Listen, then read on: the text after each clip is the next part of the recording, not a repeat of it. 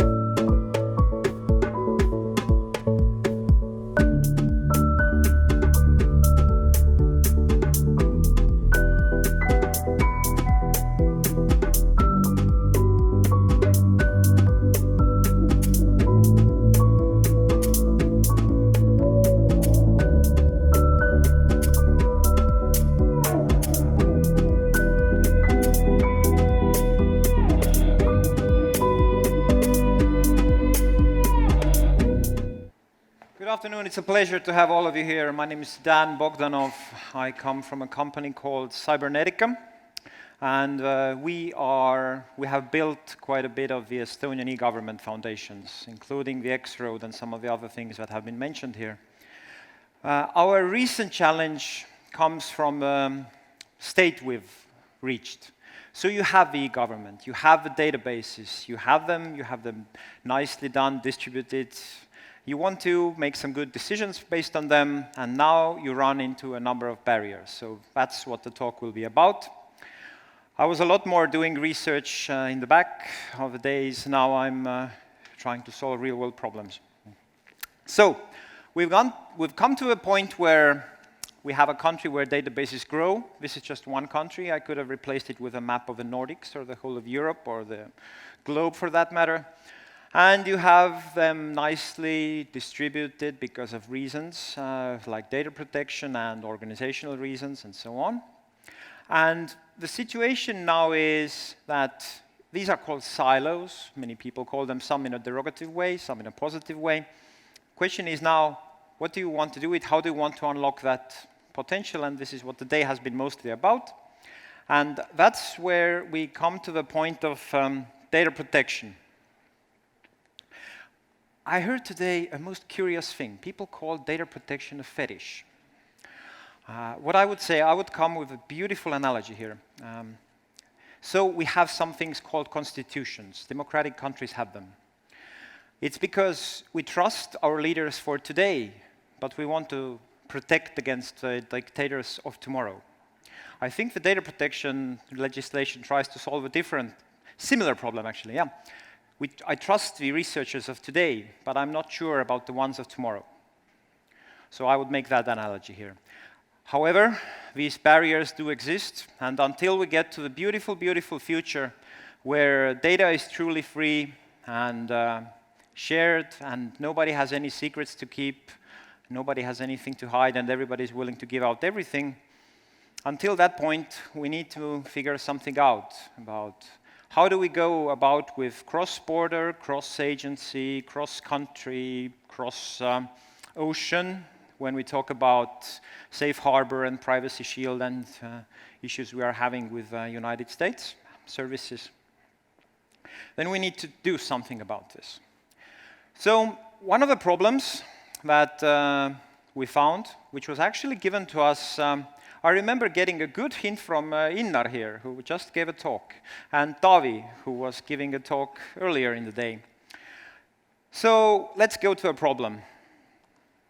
You hear about the Estonian government, right? You hear about our startups. You hear about all the IT we have. Somebody has to build all of that, right? So here's the problem.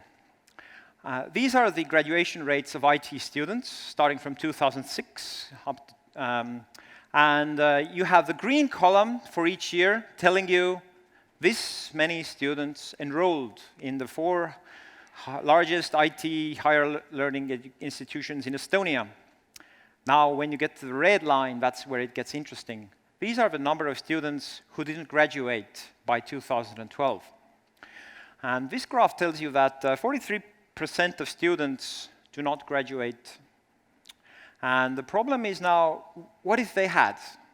Would we be building even more added value services, more complex services, analyzing information for more companies than just Mitsubishi? So that's a valid question people are having, both in the universities, both in the companies, both up in the government. So what you would like to do in this setting is you would like to learn what's wrong. Who has the data, you ask? Well, usually the government does, at least in Estonia we do. Now the situation is how you go at it with normal method. First of all, you could always run a survey. You could go and ask students, why are you not graduating? First response you get is the student is probably embarrassed for not graduating and will give biased results. So you will have a massive structural bias in your responses, and you will be able to reach, let's say, 500,000. If you have a lot of money, maybe a couple of thousand students. So, next thing, you try to go at it in a big data fashion. You go and get the data from the source, which is who knows where people are studying. In Estonia, it's the Ministry of Education and Research. And now you need a good research question. So the research question that immediately came to mind, given the situation in Estonia, was, what if the students are not graduating because they're working? Which is very popular. I must say the working rates for students were pretty high if you look at it intuitively. And that was also the hypothesis raised by the universities. The industry argued that, hey, if a student is lazy, won't matter if he works or not. So it wasn't really clear. So what we did was we tried to set up a big data study, combining tax records, which have a very good understanding of whether the person has worked, in which time period, and whether it was in an IT company, which is also interesting. Now, tax records are very private. First of all, data protection applies when there is a special paragraph in the tax legislation in Estonia which says that tax secrecy is an additional protection for that. Education records are also protected by data protection legislation. And if you want to take these two pieces of data, these two data silos, if you may, then you run into barriers. First of all, there's a legal barriers, then there's a trust barriers, and there is, you could ask, in Estonia, you could ask this statistics bureau to run it, and they would give you a high-quality result in time.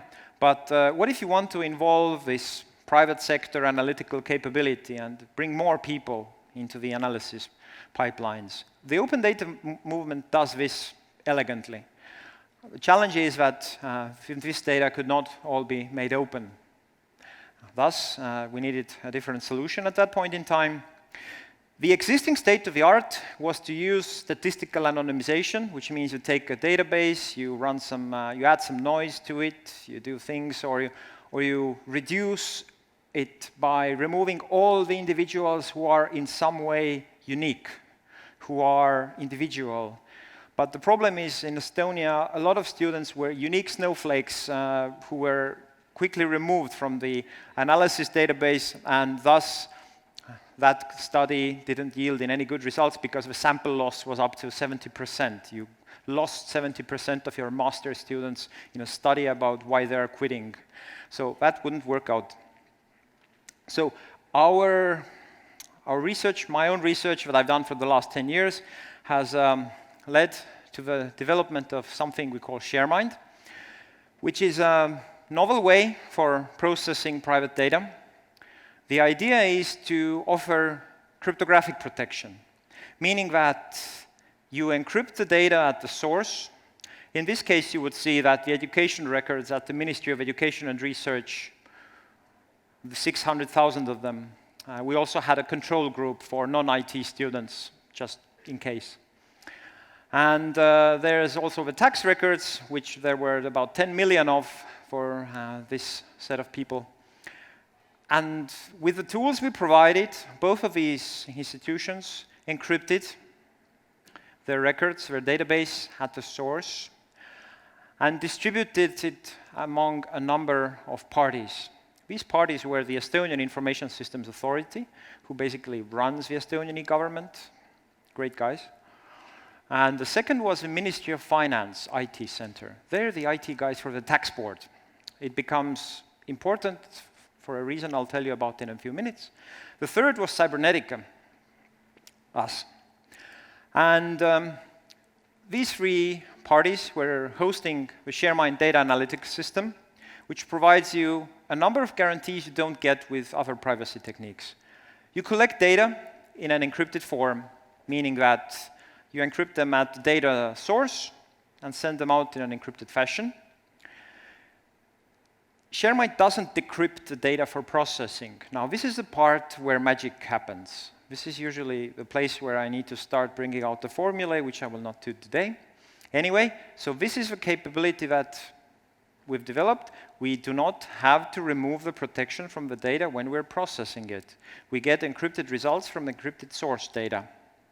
That's way beyond anonymization mechanisms, removing identifiers or something like that.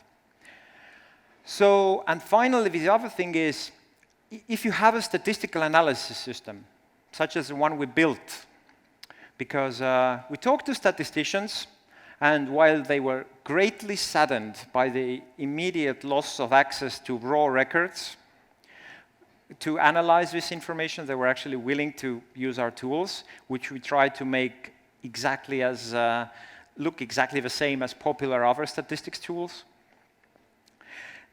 Then, if they have this capability, they could probably have figured out a way to just, if you have a general statistical tool, you can ask queries, make queries that leak a single person maybe at some point.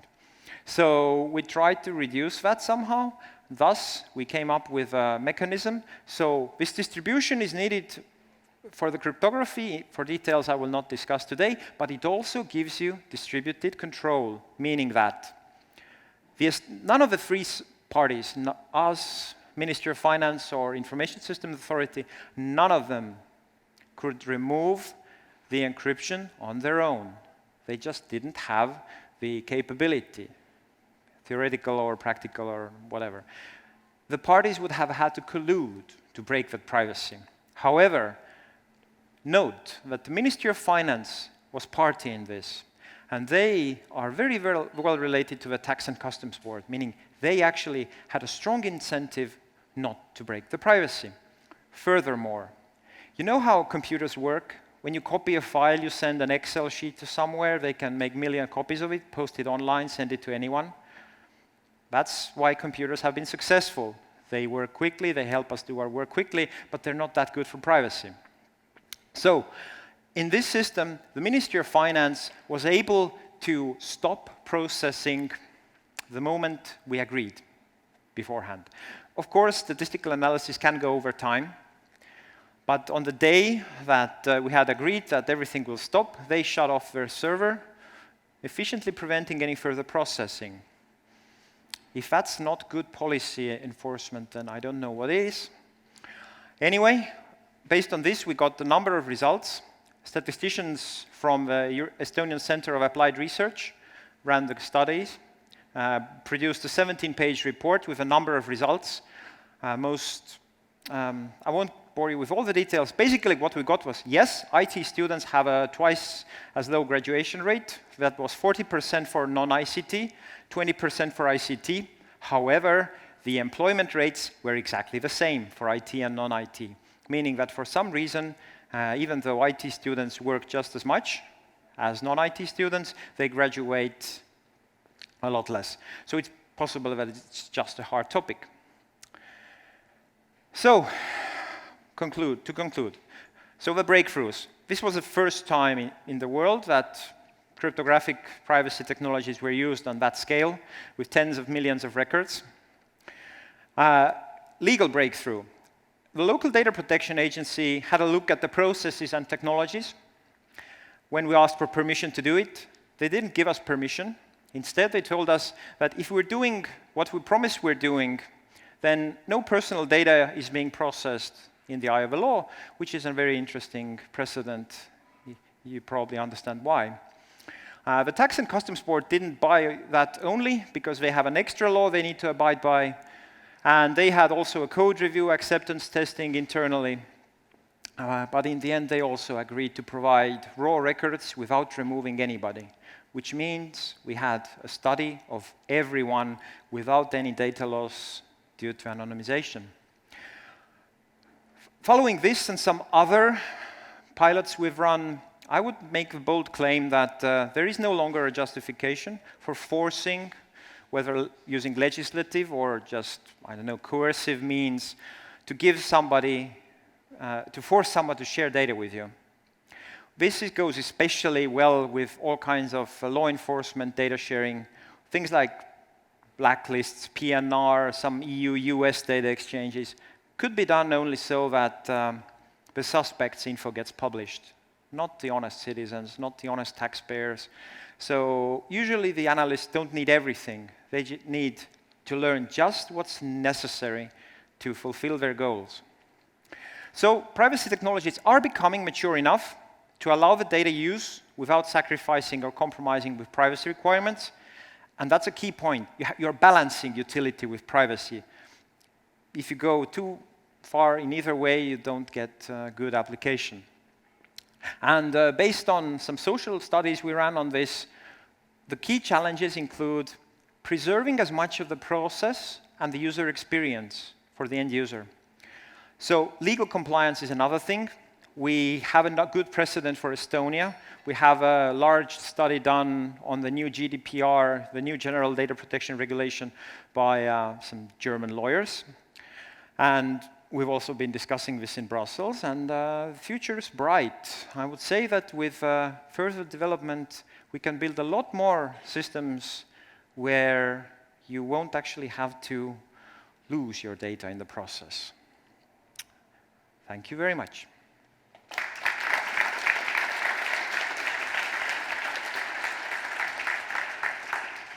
All right. I hope you're inspired. So, questions to Dan from anywhere. Perhaps I'll ask a question in a sense that you talked about the first time it was done in a way. And I know that you've been going around the world talking globally to many organizations like that. Without going into details of the customers, are there any public policy use cases that you're currently doing or have been doing besides that? Yes, we're already preparing a follow-up study in Estonia. This time it's special needs education, pupils with special educational needs, and how they survive later in the job market and so on. We are doing things abroad. The contracts don't allow me to tell you what they are at this point, because for some strange reason, some public organizations don't feel comfortable trying out these innovative technologies. I can't explain why, but it's, I don't know. Probably one of the reasons I get is if we tried to change anything, it would shed bad light on what we've been doing until now. And this is also why I never go to a cloud provider with an age-old sentence that cloud is insecure. I always go that, hey, I can bring you more people who would use your service. So this is, you always have to go at it with a positive emotion, and that's what I've been doing the whole time. But still, I get quite a bit of rejections in some place for peculiar reasons. All right. Still no questions? Okay, two. I had to throw a question back to Dan. Oh, This is personal now. no, yeah. Tell me a little bit about how you know, anybody who's worked on the data analysis, the bulk of time goes to data preparation, yes. not running the models. This yes. is the easy part. Well, not easy, but at least not as time consuming. How does ShareMind deal with the data preparation if you don't have the oversight of an individual row? So let's give you an example. The social tax, for example, on average ranges at around 150 euros, and then there is a value of 15 billion. Oh, yes. And the missings and so on. Yeah, we got this. We have 2 PhD theses on that topic. defended in the last few years, it's a huge problem. However, you can do quite a bit of it. You can do outlier removal, things like median average deviation. This can be done automatically. You get a privacy-preserving filter that you will use in all subsequent queries. This is how you do outlier removal. ETL, extract, transform, load, the data preparation phase takes about 90% of the time and is rather hard to prepare because statisticians usually tend to write custom code in there, which is not very efficient. And because of some added costs of cryptographic computing, it can go in worse. So we're still building the efficient tools in there. So that's, we already have some great breakthroughs there, but there's work to be done. And there's work to be done, so at the end of it, probably at some point, hopefully it's also real-time happening, right? So real-time is going to be a challenge, but we have an idea there. All right, cool. Thank you.